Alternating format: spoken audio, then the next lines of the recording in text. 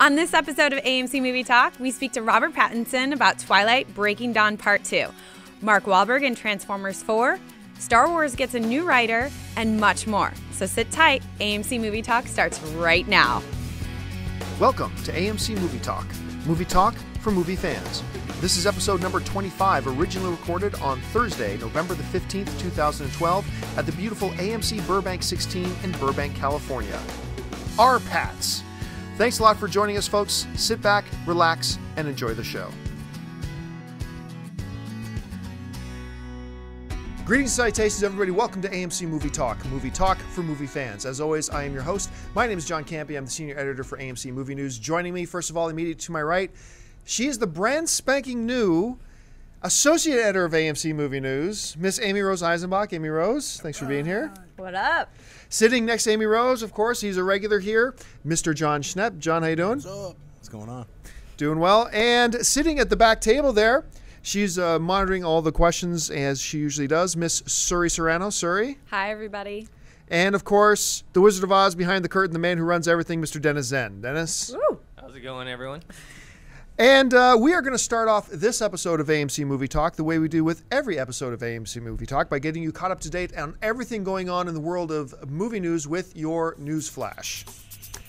We all know Star Wars Episode 7 is coming, and while we still don't know who will direct the film, we do know who's going to write it.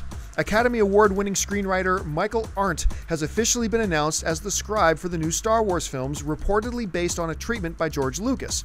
If you're not familiar with Arndt's name, he's written such film as Little Miss Sunshine, which he won his Academy Award for, and the upcoming Hunger Games: Catching Fire. Speaking of Star Wars, while a lot of speculation still exists about who will direct the new films, you can start taking some names off that list. This week, 300 and the upcoming Superman film Man of Steel director Zack Snyder, Steven Spielberg, and Quentin Tarantino have all publicly stated that they are not interested in the project. Remember how there was that rumor that Mark Wahlberg was going to star in Transformers 4, and then Michael Bay came out and expressly denied the rumor? Well, it's official. Mark Wahlberg is going to star in Transformers 4, which teaches us to never believe anything Michael Bay says. Also, Bay has revealed that Transformers 4 will take place 4 years after the events of Transformers 3.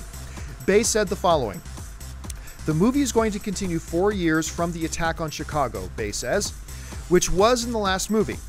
It's going to have the same lineage, but it's going to have full new direction. It also feels very natural how it's going in that direction. We're doing a lot of things that are really going to make it fresh and feel new." Now, this is all well and good, but considering Bay's record for telling the truth, don't be surprised if Transformers 4 actually happens in the 1800s, where giant robots battle the ancestors of the Care Bears, with the official title of T4 Care Bear Stare. I'd watch that. I'm totally seeing that movie. Scream fans were given another bit of disappointing news as Wes Craven took to Twitter the other day and stated, "No news on Scream 5 yet. You guys really want another one?" Since Scream 3 made under $40 million domestically and around $98 million worldwide, I guess the answer to that question is no. If you're like me and you loved the new Amazing Spider-Man movie, you'll be happy to hear that shooting for the sequel starts in just 3 months with a February 2013 start date. They've also revealed that the Spidey costume is going under a little bit of a redesign to accommodate slightly bigger eyes, more pronounced web shooters, and this is true, star Andrew Garfield will now be able to go to the bathroom, since according to the actor, the old costume gave him no way to pee. Yay. All right. Whenever a conversation about potential video game movies pop up, Splinter Cell is usually in the mix. As many of you know, a film version of the game is on the way, and now we know who will star in it. Bane himself, Tom Hardy, will take on the lead role of Sam Fisher, a covert operative assigned to a top-secret national security agency branch called the Third Echelon in the adaptation. Besides The Dark Knight Rises, Hardy also has starred in such films as Warrior, Lawless, which was awesome, and Bronson. All right, Tom Hardy. It's also awesome. As if you needed an excuse, first of all, to go see the midnight showing of the upcoming Hobbit on December 14th, Star Trek fans now have extra motivation. Paramount Pictures is finally going to give fans a really good look at the upcoming sequel, Star Trek Into Darkness. On December 14th, the first 9 minutes of footage from the 2013 release will screen in 3D at IMAX Theatres before the showing of The Hobbit: An Unexpected Journey. Star Trek Into Darkness opens in AMC Theatres everywhere on May 17th, 2013. It looks like they're still trying to put a twin sequel together. Oh, good. It's being reported that Universal Pictures has hired Josh Gad and Ryan Dixon to draft the screenplay to Triplets, the sequel to the 1988 comedy. Finally. This time, it's not just Arnold Schwarzenegger and Danny DeVito as the twins. They discover that they're actually triplets and have a long-lost third brother who is obviously Eddie Murphy. What? Obviously. Amazing. Still not sure if this one will actually ever go into production, but we'll keep you updated. It looks like James Wan, director of Saw and Insidious, is in line to direct a MacGyver movie for New Line Cinema. Yes, this would be based on the actual 1980s hit show MacGyver and not the horrible, terrible, awful spin-off comedy from last year, MacGruber. No word yet on who will star in the film. And that will do it for your news flash. Hey folks, listen, we're really glad you're joining us today, and we've got a whole bunch of things that we're going to get into and discuss in a little bit more in depth. But pause what you're doing before we go any further. We want you to take a second and click that subscribe button. That's right. We want you to subscribe to our YouTube channel, which is, of course, youtube.com/AMC Theatres. But chances are you're probably already watching this on YouTube. Just click that subscribe button, and you will be able to keep up to date on everything that goes on with our video stuff, including our editorials, movie news, and, of course, every single episode of AMC Movie Talk. So once again, stop what you're doing. Click subscribe. We'll wait for you. And now we will continue. And thank you so much for your support. All right, we got a few things to talk about here today. And, we shoot this show, as you know, at the AMC Burbank 16 in Burbank, California. And I got here this morning about 7:15 in the morning to start getting ready for everything. And there was already a lineup of about 50 people out front. There's another lineup now. People lining up for the first screenings of Twilight later tonight at 10 p.m. Yeah, I don't know why they're doing it at 10 p.m. instead of midnight, but it's 10 p.m. Now, Twilight is a franchise that I think is safe to say is a very divisive topic amongst film fans. You have people who absolutely love this franchise, will die for this franchise. You have people who absolutely hate and despise this franchise. Now, I find, I said this in my review the other day, I find that people generally break into one of two categories. Either the completely blind fans who refuse to acknowledge any problems with the film, or the completely blind haters who refuse to acknowledge anything good about the franchise. But that's what Twilight is. Now, but there is no denying the success of this franchise. Yeah. Now, I think the first one made about $300 million worldwide. Since then, the next three, not one of them has made under $690 million worldwide. I mean, a lot of money. Yeah. There's no debating that this series is a successful series and has had a huge influence on pop culture. The whole Team Edward, Team Jacob thing was massive. Coming into the final film tonight. Now, I want to talk about Twilight in general terms, but I'd be remiss if I didn't mention this. It opens tonight. I've seen Twilight Breaking Dawn Part 2 twice already. Diehard fan. I am not a Twilight fan. I'll just put that out there. I'm not a Twilight hater either. I don't think the first four Twilight films are any good, but I've never thought any of them were absolutely wretched and horrible the way some people make them out to be. I just not a fan. Twilight Breaking Dawn Part 2 is a good movie. It's a good movie. I enjoyed it. It's funny. The way I describe it to a lot of people is this. Take your stereotypical, traditional Twilight film, add one or two pretty cool elements, subtract two or three really annoying elements, and what you're left with is Breaking Dawn Part 2 and a pretty good movie. Wow. So High praise indeed. Let's talk about this for a second. Amirose, you've read the books. I have. The Twilight books. You've seen all the Twilight films. Mm-hmm. What is the appeal of Twilight to most people? Because, I mean, it doesn't just have fans. It has psychotically passionate fans. does. What's the appeal? I mean, I'm kind of where you lie. I'm more neutral. I can definitely understand why people hate it. It's absolutely ridiculous. I'll put that out there. But I feel like people are really drawn first in the initial part of the story. The whole concept behind, the lion falling in love with the lamb. This vampire falling in love with his prey. And I think that was really cool because there were all these difficulties.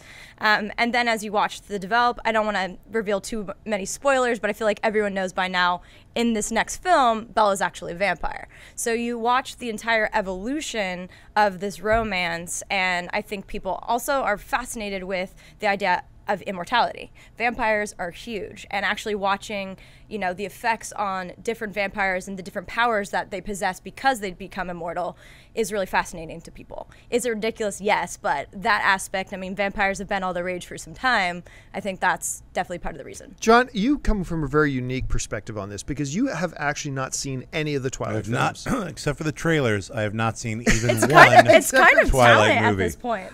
So I was just saying earlier, I was like, I'll see them all when they're all done, and now they're showing like all of them in a row. Oh yeah. So eventually I will see all of them.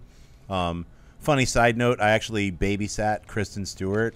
I forgot about that. 2003 when I worked on the Orlando Jones show. Her dad is like a guy who's like a production supervisor, like first AD, and he was like, "Yo, John, my daughter's coming here, and you're the only dude I trust on set. Will you watch my kid?" And she was like 14 or something, so I was like, "Yo, here's some cool comics to read. You can hang out, watch me edit." And she was really awesome and nice. So I'm really happy for her. Awesome job, Kristen, for making $400 million. Are you a trustworthy babysitter? I was. I was going to say, maybe you're the reason she seems so disturbed these days. That's right. Hey, I'll on. take that credit. But no, I think I turned her on to some cool comic books. That's what I'll say. So the reason I haven't seen Twilight is it really just never hit me in my interest. First of all, I'm not a young adult, so I could see why people would get into it. And even the books, it has this really kind of like, it definitely is like a Harlequin romance for vampires, and that's kind of just not my thing. And the movies never really drew me to want to see them. So I do like vampires. I'm not gonna lie. I like vampires too, but I like gory horror vampires. And then this kind of spin on vampires was like, I'm totally fine with it making $500 billion. It doesn't interest me. I think women love vampires, especially because of the way they kill. There's a very sensual aspect to the way a vampire attacks your neck and kills you. That I think a lot of women feel the same on that matter. Well, Dracula and vampirism in general is all a sex, innuendo. It's all about sex. So this version of sex for me is like, Kristen Stewart knows nothing about that. Hey, I'm not going to say Kristen Stewart doesn't know anything about sex. All right, I'm just going to say that. Twilight just doesn't hit it for me. So I mean, maybe I'm totally wrong because I haven't seen them, so I can't prejudge it. I'm not a hater or a lover of the series. I just haven't seen it. So. Right, and I think one of the initial things that turned people like me off to Twilight initially was this concept of, come on, we have seen this story a million times. A vampire with no soul who's actually a good vampire wants nothing more to be human, and he falls in love with a mortal girl and all the. That's I just described 50 movies and TV shows. Like right there, I just described 50 of them. And so I didn't like the lack of originality with it. Although it did have original elements that did intrigue me. Like I remember the idea of that they took the liberty, and I like this, I applaud this, to play around with some of the traditional vampire mythologies. The sunlight doesn't burn them to death; it actually just causes them to be revealed because their skin sparkles. That's a diversion from a traditional vampire thing, and I applaud that. I was kind of intrigued with the idea that all vampires are fast and strong, but each one of them also comes with a very unique ability or gift. Yeah, I thought that was interesting. I like the way they drew their mythologies between the werewolves and the vampires. I think they did some very brave things. Agreed. With the Twilight story. I could have done without the... Here's my problem with a lot of the Twilight films. Good love stories only need moments of outward, explicit expression of affection. They need moments of those. And then the rest of the romance is conveyed subtly, like with gestures and movements and acts and things like that. This is over the top. But with the Twilight series, they feel the need that they have to have 18 conversations in each movie of, I love you so much, I'm going to die if I can't breathe what's coming out of your nose. They have to do that over and over and over again because apparently they assume that the audience is too stupid to get it. Yeah. And so I got really tired of that. But that's part of the reason why I like this new movie, because with Bella becoming a vampire at the end of the last one, a lot of those storylines are now closed. They're married now, they have a kid now, and she's a vampire. A lot of the things that were annoying. Sounds kind of domestic. Like all these things now that were really annoying about Twilight to me were removed. It left the good things. It added a few more good things. Has a deadly end battle scene. Like, sure, you actually saw it with me the first time that I saw it. Like that you really loved the film, didn't you? Okay, I did. I absolutely loved part 2. I originally, when the first and second movies came out, I hadn't seen them. It just, like you said, it didn't capture my interest. But then once I did see the first one, I was completely hooked, and then had to see the second one and was completely hooked. And I think what it was for me was the romantic love story. And I know, it's a little too much for some people, but for me, I'm a romantic, and I got completely caught up in the story of it all. And the part 2 was so much fun. I mean, I didn't see the twist coming. I didn't see, all the little surprise elements there. And what a battle scene. Yeah, the final battle scene is amazing. But I do have a theory about why girls love not just the vampire characters in general, but specifically these ones in particular. Do you remember that movie with Christian Slater? The name is something, I think, is it Random Heart? No, Wild Heart? Untamed Heart. Untamed Heart. Yep. You and I are going to have a conversation about why you knew that so fast. But yeah, Untamed Heart, where I remember there's a scene in that movie. I was going to say Heathers. And this is the only scene that I really remember from it. But it's like he stalks her and like all this kind of stuff. And to girls, that seemed like a romantic notion. Like in Twilight, you have a guy breaking into a room and watching her stalked. But here is really what it comes down to. This is why girls love this. This is John Campy, a relationship expert, coming at you right now. I'm scared. This is why girls love this so much. Everybody knows, and Dennis, get ready with the beep. Girls love they do. Girls love jerks. They do right from the moment they're in grade 8 until maybe they hit 30. You're saying Edward is a jerk? Hold on a second. Let me get there for a second. We all good guys know that girls go for the morons. They go for the jerks, the idiots, the people who will mistreat them and be bad to them. The thing about Twilight. I've been bad. Yes, you have. Say it again. You've been bad. The thing about Twilight is it encapsulates that fantasy of a lot of young girls' desires to be with the bad boy. So, for instance, the dangerous guy. Edward is the epitome of dangerous. He wants to kill her. He wants to eat her. He wants to drink her blood. All this kind of stuff. He's the epitome of dangerous.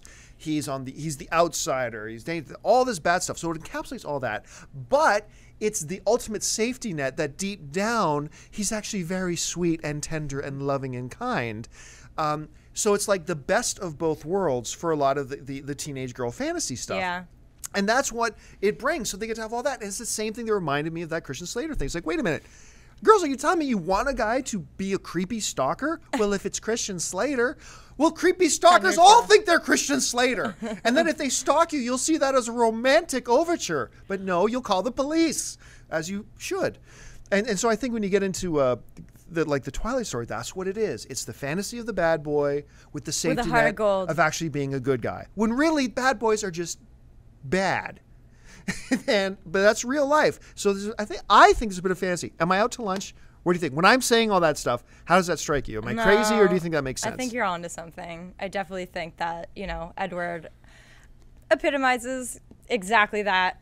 It's like the bad boy that you can't stay away from and you should, but like he's really good to you at the same time. And you can't really have him forever, but at the same time, the moment you walk away, he freaks out. So yeah, I think you're onto something. Now, what about Jacob, Well, Jacob's the other side. Jacob's the ultimate good guy that never wins. And the hot guy. Yeah, the good guy that doesn't win, and he's the hot guy. I mean, it's... Arpads isn't so bad on the eyes either.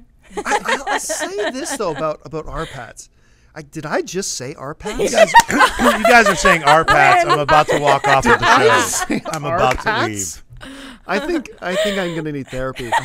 The one thing I'll say about Robert Pattinson, very good looking dude, clear. And you know what? I've met with him and spoken with him a number of times, and he's actually he is a legitimate sweetheart. Him and Taylor Lautner both. They really are. I really like them both. Yeah. But the thing is, Taylor Lautner gets on screen, right? And they always find an excuse for him to take his shirt off. And in this movie, it's pretty funny the way they get him to. the excuse they come up with for him to get undressed on camera is actually pretty funny. Did she bleed or something? He takes his shirt off, and all of the girls go absolutely crazy, right?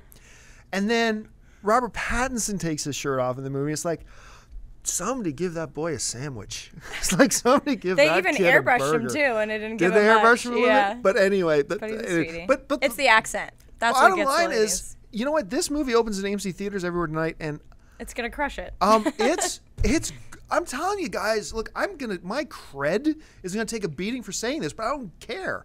It's a good movie, and I think if people go into it with an open mind, I think many of you will agree it's a good film. You accept it for what it is. It's a cultural phenomenon. It's ridiculous, but it's a good time. And see Cosmopolis, David Cronenberg's movie, while you're at it. I still have not seen I haven't Cosmopolis, and I'm dying to. I really want to see him in that.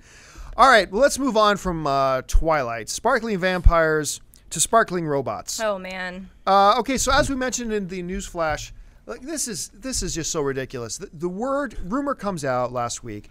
Mark Wahlberg's going to be in Transformers 4. Michael Bay instantly takes to his website. Not true.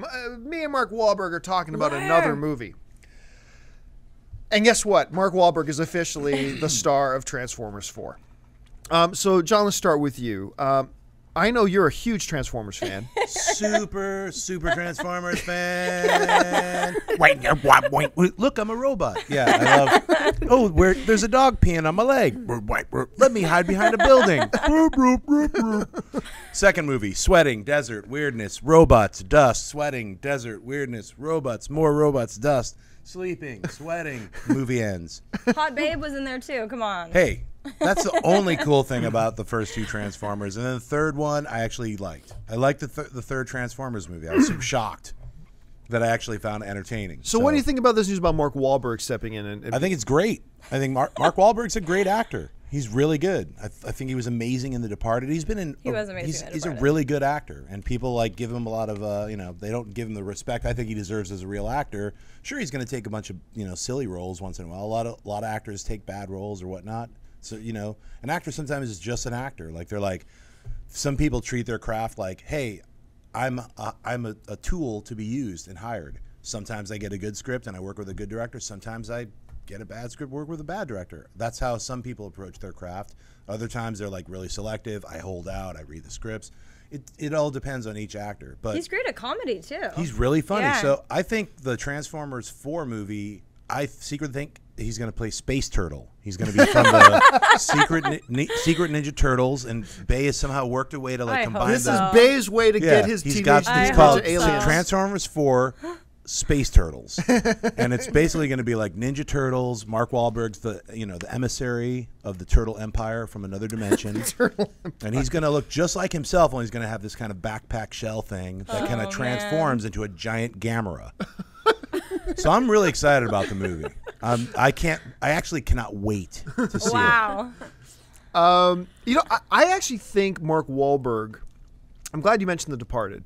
I think since The Departed, I think he has gotten a lot of respect. He's great. And I never really thought of him as being very good in comedy until that Date Night that he did. It was a small role in Date Night. It was a good role though. But he played it so deadpan and so funny. I just thought it was great. I thought he was okay in that Will Ferrell film they did. What was it, The Other Guys? Oh, right. I heard Huckabees. He was hilarious. He was incredible in Huckabees. That's what sold me on him. Right. That's when I first, the first movie I saw that was Petroleum Situation. Mark Wahlberg is really funny. He's so funny in that. And every Christian Slater gets all the Christian Slater. Not anymore. Batman, Christian Bale gets all the credit for Fighter, and he was amazing in Fighter. Take nothing away, but the unfortunate thing about that is that Mark Wahlberg was really solid in that film, and so was Amy Adams. Solid. And all the actors in that film was a great film. Yeah. Depressing and strange. Yeah, but really well acted. Yeah. So I think this is an interesting. I just seeing as he's basically, when he takes a big role, people will instantly talk about him now as, hey, could be Oscar nomination, that type of stuff. He's got that one with Russell Crowe coming out that's actually looking pretty good, Something City. I can't remember the name off the top of my head. I find him doing a Transformers movie to be an interesting. Now, I know he's just worked with Michael Bay on Pain and Gain. Yeah. And maybe, I don't know, maybe it's just ladies and booze all the time with Michael Bay, and they just have such a great time working together that he wanted to do it. I just find it strange. I'm a little bit different from you. I loved the first Transformers movie. I'll acknowledge all the problems with it, but I loved it. I ate that movie up because I grew up as a huge Transformers fan. You didn't like the second, though. We're not going to defend that, right? I detested the second. Okay, good. I hated it. We're good. And I also didn't like the third. Although, that last 45-minute battle sequence is a feast for the eyes, absolutely. I just find this interesting that he would take a role like this. What do you think, Amirose? Well, since Transformers is a comedy and Wahlberg's a great comedy star, I think it's going to be great. When I first heard the news, I definitely thought it was really random. Obviously knew why, pain and gain, all that good stuff. But yeah, it feels like a very interesting fit. I love Wahlberg. Transformers kind of lost me. Yes, the third kind of redeemed itself, but it doesn't quite do it for me anymore. I do love Optimus Prime. He's kind of awesome. But yeah. So when I first heard the news, I thought it was interesting. Yes, I'll see it, but I don't know. It's going to be interesting to see how they weave it. And with no Shia, that's also very, very interesting. I think it's better without Shia. I agree. I think it actually steps it up a notch, having Mark Wahlberg in it. Yeah, I think Shia LaBeouf is going to be actor. Is a good actor, going to be a great actor. Yeah, I agree. I think he ran out of steam with that character. He was very limited in that role. It's just, how many times can you look slightly 10 degrees off from the camera and yell, Optimus! Like, how many times can you do that? And it's good for him to move on from that. You mentioned loving Optimus Prime. Me and my friend used to joke around, but this is probably true from childhood. We all have our own moral compass. But there are 3 people who could influence me and tell me to do the most immoral things, and I will do it. Santa Claus, Chewbacca, and Optimus Prime. It's a pretty good list. And if they Chewbacca could tell me to do, and Optimus Prime could tell me to do. John, none of those people are real. None of them exist. Kill them. I say Santa Claus doesn't exist. Like he could say, one of those people does exist. Like Optimus Prime could say, John, go and kick that 5-year-old child in the face, and I'd say, yes, Optimus Prime. Whatever you say, Optimus Prime. This just got really dark. That's just how I grew up. But awesome. Dennis, I want your kick on this, just quick. You hear Mark Wahlberg is going to be in Transformers. Like your first reaction when you heard that? I like Mark Wahlberg, and I think he's a good actor, but I also think Shia LaBeouf was a good actor, and he's actually one of the better things about the first 3 Transformer movies. So, to me, I'm not getting too excited because Michael Bay is still the director. Yeah. So, agreed. That's just it, and so... Can I convince you by saying Space Turtles? I would see that if it was a comedy. Turtles. If it was like a comedy. It is a comedy. All right, let's move on to the next topic here. Star Wars has been a huge topic of discussion for obvious reasons. Disney buys Lucasfilm, announced that they're coming out with not just one brand new Star Wars film in 2015, but they're going to be coming out with 3. Redemption. Very, very excited. Now, the big conversation has been, and rightly so, who is going to direct this thing? We've talked a bit about that, who we think should, who we think shouldn't. Dennis, remind me, put this in the show notes, some links to some videos that we did about people who should not direct it, and some people who should. Brad Bird. Brad Bird's one of the names on my list, actually, about who should. But it has come out officially who is writing it. Academy Award winner, as we mentioned in the newsflash, Academy Award-winning writer Michael Arndt is going to be writing the scripts for not just the next Star Wars film, but the next 3 Star Wars films, Star Wars Episodes 7, 8, and 9, based reportedly on a treatment written by George Lucas. Arndt, as we mentioned in the newsflash, wrote Little Miss Sunshine and the upcoming Oblivion and the upcoming Hunger Games sequel as well. I think this is a very interesting choice. When you look at Little Miss Sunshine, obviously a wonderful, wonderful narrative, really good, but not at all in the style that you think of a Star Wars. But he's got Oblivion coming, which is a sci-fi film, and he's got the Hunger Games film, which I haven't had a chance to see yet, so I haven't been able to judge him on that. He also wrote the screenplay for Toy Story 3. Was he one of the writers for Toy Story 3? I didn't realize that. So I feel like he is very diverse. While he wouldn't have been like the one I thought of either, I feel like I have really liked his work for now. It'll be interesting to see, what kind of spin he kind of puts on the energy of the world. I mean, I'm sure the dialogue's not going to be like Little Miss Star Wars. You know what I mean? It's like them having like some kind of weird conversation while they're playing the space chess. But like, listen, I don't know if I'm going to do this. Like 5 minutes of or that. like Woody and Buzz. Right. Some strange conversation in the field and everybody's crying. It's not going to happen that way. I think they just picked him because he's probably really good with dialogue. Right. I mean, Yeah. if you think about all those He is. movies that you just listed in that he's doing, even if it's a feature film, it doesn't matter. He could be doing a film in the 40s as long as he can nail that dialogue and Yeah. not make it feel like the Tax Tariff Federation Trade Guild. Yeah. You know, like what's happening? Lightsaber, then the trade tariff. Ooh, He is you really know? good at dialogue. What's happening? Boring. And But you character development. Yeah, get that story Yeah. and the characters. in Yeah. there. But you know what this news does for me? It actually makes me very excited for Oblivion because clearly I'm very excited for that Oblivion. this Oblivion script must be amazing. Yes. It must be amazing if they're going to go look at it and go, "You're That's the Star guy. Wars. Yeah. You're our Star Yeah. Wars guy." Right? Yeah. And pretty exciting. And I always say this, like, regardless if it's an actor or a writer or a director, I've always said it's never a mistake to recruit talent.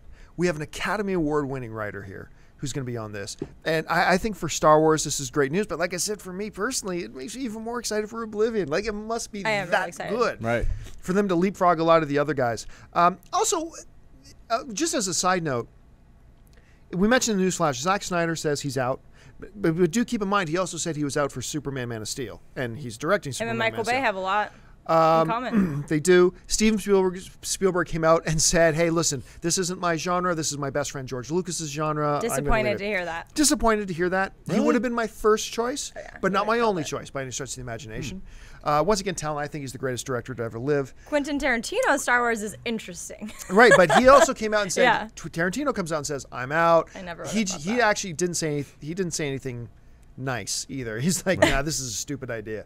So he's out of that as well. So some interesting names. It still leaves some names of mine on my list. I still would love to see Andrew Stanton direct it. I would still love to I see love several Andrew guys, Stanton. and I'd still love to see Brad Bird direct it. You know, the interesting thing about Star Wars and Disney is that it's the entire universe of Star Wars. So keep in mind, even though we've got 3 movies of the trilogy telling the final stories of the Journal of the Wills and all the nerd stuff, ever getting excited about that stuff, there's also a lot of different spin-offs that are going to be happening. There's bounty hunters. There's, I mean, just think about all the different I mean, Disney is great about taking properties and expanding those properties sure and are. showcasing the characters of those properties. That's why it's great. I mean, I'm happy that, you know, a lot of people are like, they're owning everything. It's like, well, that's keeping those cool characters alive for not just kids, but for adults as well, for as long as they can. Because, I mean, you know, ideas come and go, and then you're like, well, whatever happened to, you know, this character, that character? Well, that was from the 60s or 70s. They're always taking stuff and spinning it and keeping that universe alive. So I think we're going to have way more than just 3 movies, especially, I mean, look, you have Clone Wars right now. That's on Cartoon Network. That's going to come back to Disney. But there's so many other properties that they're developing and they're going to make that you just haven't even seen the tip of the iceberg. And it's going to make so much money, and as long as it does, they'll just keep going. I think Andrew Stanton was a really interesting choice. Like, John Carter did not get a lot of love, you know? But I thought it was a really good film. If by not a lot of love you mean bombed. Bombed, okay? I was putting it nicely. I really think, I mean, the marketing and all that, but the universe he created was great. You know, and let me correct myself here. I actually think the term bombed is misused. Because people will say, John Carter, biggest bomb in history. Like, I'm sorry. I know they spent a lot of money on the movie. to the budget.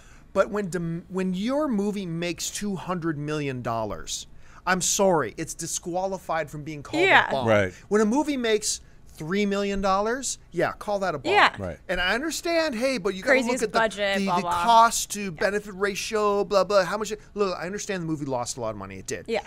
But a lot of people went to go see it. And it's not just a good movie. I thought John Carter was a great movie. It's great. The world, the characters, like the interactions, the development, everything was really good. And I think someone like Stanton could really come in And it here has that and space do it. opera feel to it that Exactly. Star Wars has. Yeah. But, you know, John, I think you were saying once before, it's like, you know what, Disney will just have a very difficult time because Carter lost so much money, saying from the director of John Carter. Right. That's not going to happen. That would be different. Now, although I do know that Disney does not put the blame on him. They understand he gave them a good movie. Yeah, the bomb part of John The Carter was the marketing. advertising. Yeah, it was Here's awful. Strange White Apes with a dude Yeah. and the name Yeah. John Carter. What It is was it, awful. an action adventure? Yeah. Was Sly Stallone in it? John Carter? It's Oh, like, it's great. no, it's on Mars, son. What? Yeah, Lynn Collins What was are those great. Everyone was apes? great in it. Really just, I mean, I had to describe it to people after it had opened. I was like, I want to see John Carter. What? That thing with the red background? What's it about? Is it a dream?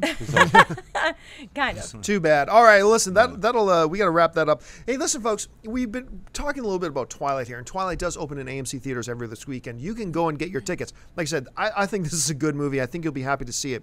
You can get your tickets for Twilight Breaking Dawn Part 2 right now by going to www.amctheaters.com. So just hop on over there, and you'll see the links for buying your tickets to it. I think you'll be glad to see it, especially if you're an existing Twilight fan. Hey, I have a question about that. Yes. Is 10 p.m. the new 12 midnight for young adults? It happens sometimes, doesn't it? So 10 a.m. is the new Twilight? Is that it's like Clever. Very I'd rather funny. 10 a.m. Midnight movie for me is late. I love midnight Oh, screenings. I get so do. tired. But earlier this week, I actually had a chance to go and sit down and talk with the cast of Twilight about the new film. And right now, I'd like to share with you the conversation that I had with myself and our Pats. Me and Robert Pattinson had a chance to sit down and talk a little Twilight. Here, check our conversation out right now. Rob, one of the things that jumped out to me the most right away in this movie, it is a very different tone, a very different feel from all the rest of the saga. It felt like you really successfully closed off a bunch of themes in the last film and moved into a whole new chapter. Mm-hmm. Did you guys sense that as well when you saw where Breaking Dawn was going to be split? Yeah, it does in a funny sort of way, even though it's it kind of ties a little bow around everything quite nicely. Like, suddenly introducing 100 new characters and this whole international vampire society. Like, it really does seem like they're opening it up for sequels, but then they just end at the end. So yeah, it definitely did feel different standing on a battlefield with 100 demon vampires across the field. Now, watching the movie as the end credits rolled, which were so creative, I almost felt a little bit like I was watching a marathon and seeing the runner finally cross that finish line. What is that experience like for you now? You've been involved in this franchise, you've lived this character for so many years, and now you're crossing that finish line. I have to imagine it's a little bitter and sweet at the same time. How are you feeling about it? Yeah, I mean, it definitely... I think Edward's story was definitely closed out in this. I don't know where you would go, particularly afterwards. So it was quite satisfying just saying, yeah, that's it now. But I mean, it's funny with the Twilight stuff, because it's become so sort of culturally kind of overwhelming. It's people like doing the press is definitely a massive part of the job as well, way more so than other movies. So I don't think it's really done until the last premiere is done. And then I'll kind of know how to feel about it. Now, we're talking about how this movie's so unique from the rest of them as well. You mentioned you closed out some of the elements with your character. When you were approaching the final film now, what new areas of Edward did you want to explore? Did you think you'd have the opportunity to explore going into the final film? I mean, I just thought it was quite interesting. As soon as he has a child, he becomes more instinctive. He can't help it. Whereas in every single other one of the movies, he's constantly worrying about doom and gloom and trying to make plans about everything. And being very analytical and cerebral about things. And as soon as he has a kid, it's like, got to protect my kid. Nothing. Like, I mean, there's absolutely no thought to it whatsoever, and it kind of loosens up everything. He becomes almost lighter. So I think that was what I was aiming to do from the beginning. He starts off a fossil. Bella comes and he sort of suddenly cracks open and is overwhelmed by emotions for a bit. And then keeps trying to catch up to be a normal human being by the end of the series. and he's kind of normal at the end. Well, listen, Robert, congratulations. I enjoyed this film a great deal. I think it's the best of the franchise by far, and we can't wait to have it on AMC screens. Cool. Great. Thank you very much, sir. Thanks a lot. Once again, Twilight Breaking Dawn Part 2 opens in AMC theaters everywhere tonight. You can go and get your tickets for it right now by going to www.amctheaters.com. It is time once again for our weekly installment of the Mailbag, where we throw it open to you guys. You guys can email us 24/7 with your questions to AMCMovieTalk@gmail.com. Once again, that's AMCMovieTalk@gmail.com. Now, every week we pick out a couple of the best emails and we read them on air, but also we would love for you guys to send us a video email. Send us a video of yourself asking a question, and if we pick your video email, we'll send you a couple of free passes to a movie at AMC Theatres. You're asking for trouble with video emails. Oh, I know. But once again, send them to AMCMovieTalk@gmail.com. And we actually have a video email picked out this week. But let's start with the mailbag. Suri's got a couple picked out back there. So, Suri, what do we have? All right. Okay. First up from JP. For Mr. Campea, at the start of the year when it was still FYC, you said that you didn't think you would see a better film this year after seeing the re-release of Disney's Beauty and the Beast. While 2012 isn't quite done, do you still think that you haven't seen a better film, or have films like The Avengers, Argo, Dread, and any others convinced you otherwise? Fabulous question.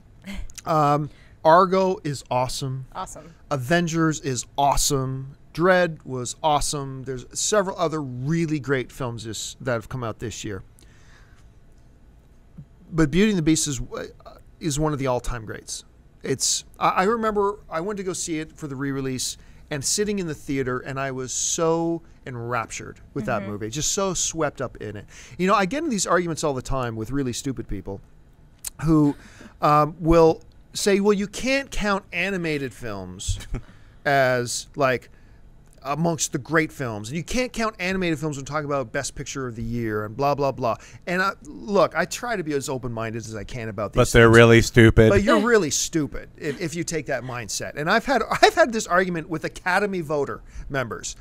You're really stupid if you think that a narrative is narrative. A great story is a great story. A great film-going experience is a great film-going experience. And you're going to be really hard-pressed to come up with a lot of films that give you a better film-going experience than that original Beauty and the Beast. The music is magical. The characters are fantastic. It's funny. It's heartwarming. It's exciting. It's beautiful. It's just stunning to look at. And the Beast is your bad boy. And the Beast is your bad boy once again, who's actually got a heart of gold. I mean, so it's got everything you could possibly want. And so I went and watched it again. And I haven't seen Beauty and the Beast in about 5 years. And I went to go watch it again. And I almost had tears in my eyes because the movie is just so... I love it. It's perfect. It's a perfect movie.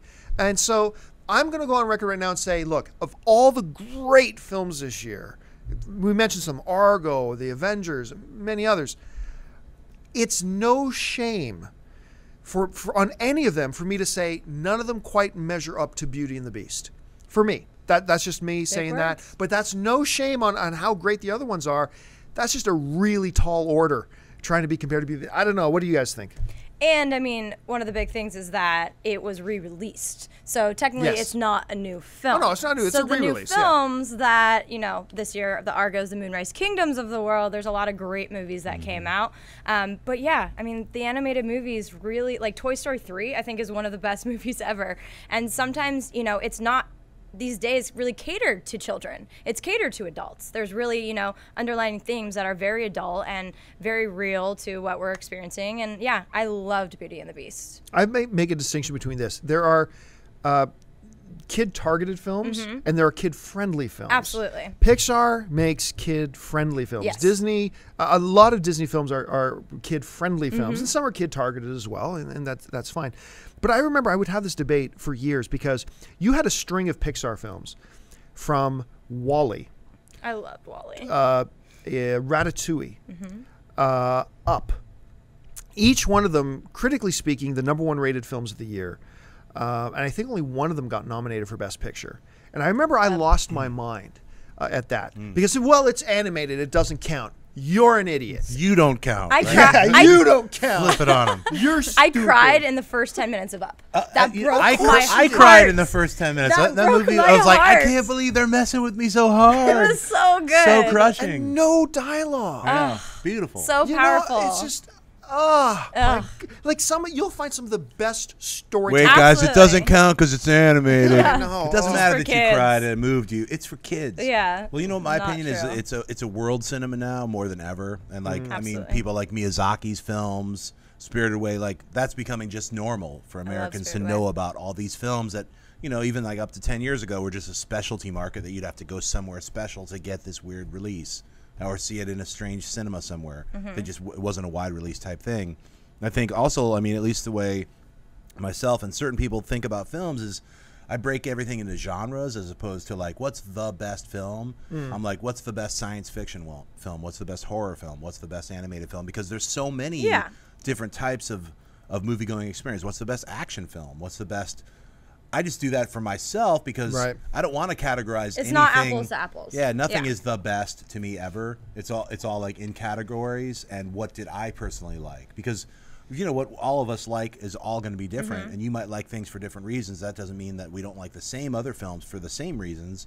So I think everybody wins in different realms. Like I loved Dread, and I'm so bummed that was a bomb because it just didn't get the word out quickly enough. I know a lot of people started going towards the end of its run just because people like us were word of mouthing it. We're like, I can't believe you didn't see this movie, and the people are running to the theater the last 2 days it's playing, and they're like, it's not playing anymore. That's what I heard from like 5 friends. I was like, well, I'm sorry, now you missed out. You know, you don't get to see it in the glorious 3D. It won't be the same at home. Either. So, you know, I mean, that's my opinion. Is like for like a best picture of any kind, it's like, you know, differentiating it. If you're going to glom everything together, there shouldn't be any kind of differentiation unless you're going to subcategorize everything. Right. And let me just qualify what I was saying. What I said was that I don't think I'll see a better film this year. When I saw it, I said I don't think I'll have a better film going experience. And very big difference. Avengers comes real close. Real close. But anyway, that's that. What else do we got in the mailbag, Suri? Next up from James B. Hey guys, love the show. What do you guys think of the director of Chronicle taking on the Fantastic Four reboot? Do you think it is a good fit? Why or why not? I really like Josh Trank. Sorry to interrupt, my Go dear. ahead, no, finish it. Okay, P.S. There already is a good Fantastic Four movie. It's just not called Fantastic Four. It's called The Incredibles. Very true. Sorry, you were saying Josh Trank? I like Josh Trank. You know, Chronicle was definitely that low-budget sleeper hit that, like, made a lot of money, and I thought he did a really good job. And, you know, Chronicle 2 is definitely happening, and I do think he has – I actually interviewed him for Chronicle, and he's very intelligent, and he really understands the marketplace that he's dealing with, and I think he really has a cool eye. You know, usually that shaky cam tactic, I feel, is a cop-out if it's not done correctly, and in his, you know, vision, I really think he did justice to it, and he really made you, you know, see the whole development of what everyone would like to think, like what would happen if you got a superpower, and actually the development of it. So I think it's great news. I unequivocally love Chronicle. I loved that movie. And you know, I'm one of these guys who was sick and tired of the found footage film. I'm tired of it. And so I went into it not very high expectations. Although, you know, the trailers look cool, but still not very high expectations. Trank, who directed it, the name of the guy, the kid who Max Landis. It's Landis, John thank you. Son. He's like a nutball unto himself. Is a manic ball of weird, strange energy. I've hung out with him a couple times. He's like a motor mouth weirdo, but he's really funny. He's very opinionated, and he wrote a great script. He wrote a Superman Lex Luthor story better than the Superman Returns and Frankenstein, movie. right? Yeah, and Frankenstein. He made a really cool comment. Did you see his YouTube video describing Superman? Yes. So funny, but the script is so clever, so original. And I love what Trank did say. He said, you know, look, what would really happen if some high school students got superpowers? What would they really do with it? And they looked at that. I thought it was beautifully told. The characters were fantastic. I loved the ending. I loved the ending. And there's been word out that he has written a script for part 2, and Fox sent it back. And that basically Fox wanted, no, we just want the first one again. And it's like, no, this is the evolution of it. This is where it goes from there. And so now there's kind of a fight going on, and I hope Landis wins. Because I want to see where they go from here. I want to know what happened down in that damn cave. I want to know how the hero at the end, where he goes from there. I want to see the villain kid come back. I mean, there's so many things. And so the fact that a guy like that who's that kind of vision stepping in and taking over a property like Fantastic Four, which, let's call it what it is. That franchise needs help. It needs a reboot. It needs a reboot. It deserves a reboot. Desperately. Because they're such great characters. Those two movies are, you know, just part of like the dust of bad attempts at making what is an amazing idea for a comic book, Fantastic Four. Like, I can reread any of those Stanley Jack Kirby's any day, and they're always fun. They're always refreshing. Even the hotness of Jessica Alba couldn't save it, so. I mean, Josh Trank having one feature under his belt, I was like, but really? A damn good feature. As opposed to all these other directors. But in the same token, it's like, why not? He did a great first film. I'm sure, I'm sure Fantastic Four under him is not going to be all handheld with like Sue Richards, like, look, I've got you on my iPhone, Reed, like stretching arm, pixel vision. I'm sure it'll be like a real movie. It's like, it's all shot shaky cam, first person. What? You flip out probably, but I'm sure it's going to be really fun. And, yeah. He's got an eye for cartoon and superhero characters because he was up for doing Venom. He was up like all the movies after Chronicle was all these superhero characters. I don't think when you interview him, he's like, what I really want to do is Little House on the Prairie. I've just been cornered into this superhero thing. He's a real fan. Yeah. You can tell. All right. It's time to get to our video email. This week, we chose a video email from Quinnell, who writes in or videos himself in to talk a little bit about Jurassic Park. Here's what Quinnell has to ask. Hi, guys. I was just sending you a message to ask, do you all see a Jurassic Park 4 or a reboot of the Jurassic Parks coming out since this Jurassic Park 3D is coming out? Thank you for letting me ask my question. All right, thanks for the question. Don't forget, you can send us your video email questions. If we pick yours to use in the show, we'll send you a couple free movie passes to AMC Theatres. So, John, let's start with you. You think there's a lot of talk about Jurassic Park 4. There's even an IMDb page for it. Well, what do you think? You think it could happen? Do you think it should happen? I think Jurassic Park 4 should be called Jurassic Park 4 Quadruplets, starring Schwarzenegger, DeVito, Eddie Murphy, and Jason Statham. Ashton Kutcher probably, too. He's the hard ass, like, yo, we're going to take those Stegosauruses out, son, with all the quadruplets riding brontosauruses. It's a CG comedy freak out. Schwarzenegger, he's got a gun in the ass. Oh, excuse me. He's got a gun. You can bleep that, right? Anyway, I think Quinnell, I love your name. I wanted to say it several times. Quinnell. I think it's a great idea, and why don't they make it already? I mean, I thought Jurassic Park 3 was great. I've loved them all. I love the prehistoric times. I do. I just think it's such a fun story. They're so Hollywood ready. I mean, big giant dinosaurs roaming nests and stuff. It's awesome. In fact, it's like, that's the movie Jurassic Park put CG on the map. Yes. Like the first real good CG. Those are dinosaurs in the CG. What? All of a sudden, industry explosion. It's like, can you just make some more CG dinosaurs that don't look like Terra Nova? Right. Yeah. Like, how about some really good? And then I've seen production designs from the fourth version that's not going to happen, where they had a pterodactyl humanoid. Yeah, I was going to say the human thing there. Oh, you just twist the. Yeah, there you go. Yeah, like the humanoid versions of the art. Pre-production the crossbred. art. Yeah, I mean, any of that.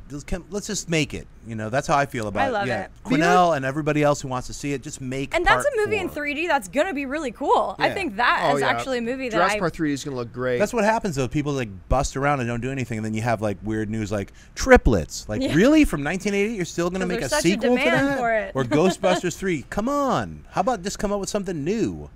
I mean, that's what happens if people are like, well, we do have that sequel. I know, but that script didn't work out. That's 25 years ago. Yeah. So get on it. Well, Jurassic Arnold Park is 4. looking for a comeback. So. But here's the interesting thing about Jurassic Park. It's like all film franchises feel like when they go to the next film, they got to up the stakes, So in the first Jurassic Park, you have the T-Rex, which so good. So good. And you know what stands up today? Sure. It sure Then does. in the next one, I believe Jurassic Park 2, when is the one where they got into that new dinosaur that eats the Tyrannosaurus Rexes?